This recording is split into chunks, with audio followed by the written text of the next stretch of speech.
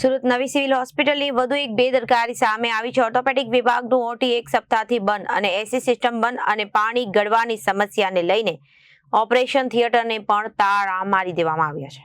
સુરતમાં નવી સિવિલ હોસ્પિટલની વધુ એક બેદરકારી સામે આવી છે। ઓર્થોપેડિક વિભાગનું ઓટી એક સપ્તાહથી બંધ છે, એસી સિસ્ટમ બંધ અને પાણી ગળવાની સમસ્યાને લઈને ઓપરેશન થિયેટરને તાળા મારી દેવામાં આવ્યા છે। હાડકાના દર્દીઓને ભારે હાલાકીનો સામનો કરવો પડી રહ્યો છે। रोजाना 20 ऑपरेशन થતા હતા, હવે માત્ર 7 થી 8 જ થાય છે। ડોક્ટર કેતન નાયક, આરએમઓ નવી સિવિલ હોસ્પિટલ સુરત। સાહેબ, કંઈક ઓટી બંધ છે, શું સમસ્યા છે, કઈ રીતની હવે નિકાલ?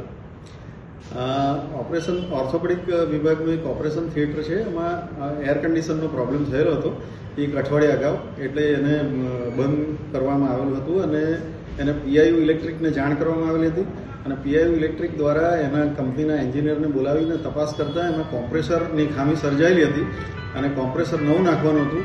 એ ગત રોજ કોમ્પ્રેસર આવી જતાં એને રાત્રે જ ઇન્સ્ટોલ કરી દેવામાં આવ્યું છે।